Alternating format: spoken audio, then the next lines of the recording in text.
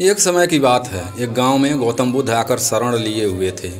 काफ़ी लंबा सफ़र तय करने के बाद बुद्ध थोड़ा आराम कर रहे थे, परंतु लोग इनसे अपनी समस्या का हल मांगने हमेशा पहुंचते रहते थे। ऐसे में जहां भी वह रुकते वहां पर लोग लंबी कतार में जमा हो जाते और उनको अपनी समस्या बताते और बुद्ध उनका समाधान करते। उसी गांव में एक सड़क के थोड़ा किनारे पर एक भिखारी बैठा करता था। वह रोज़ देखता कि लोग अपने दुख दर्द और अपनी गंभीर से गंभीर रूपी समस्या को लेकर आते, और जब वहां से जाते हैं तो उनका चेहरा बेहद खिला खिला रहता है। वे मुस्कुरा रहे होते हैं और नए जोश के साथ भरे दिखते हैं। भिखारी के मन में यह विचार आया कि क्यों ना वह भी बुद्ध के पास जाए, उन्हें अपना हाल कह सुनाए, परंतु वह डरता था।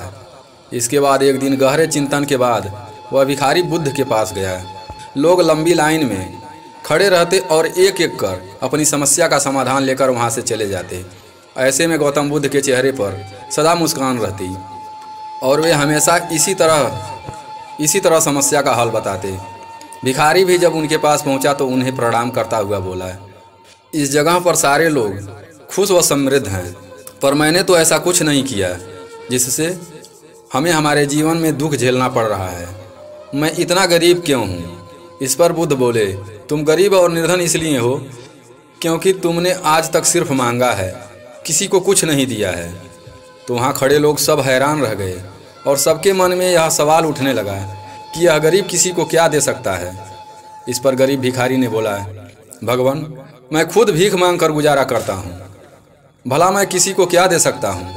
भगवान बुद्ध थोड़ी देर चुप रहे, फिर चुप्पी तोड़कर बोले कि तुम्हारे पास बहुत कुछ है, देने को ईश्वर ने तुम्हें बहुत कुछ दिया है, बांटने के लिए जिसमें सबसे पहले तुम्हारे यह दो हाथ हैं जिनसे तुम लोगों की मदद या सेवा के लिए इस्तेमाल कर सकते हो। तुम्हारे पास मुस्कुराहट है जिसे तुम देकर दूसरों में नई ऊर्जा का संचार कर सकते हो। अपने मुंह से दो मीठी बातें बोल सकते हो। ईश्वर ने जिसको यह तीन चीज़ें दी हैं उसको कभी कोई निर्धन और दुखी नहीं कर सकता है। निर्धन होने का विचार तो सिर्फ हमारे मन में पनपता है, जिससे तुम्हें उभरना चाहिए और अपनी ज़िंदगी में नई शुरुआत करनी चाहिए।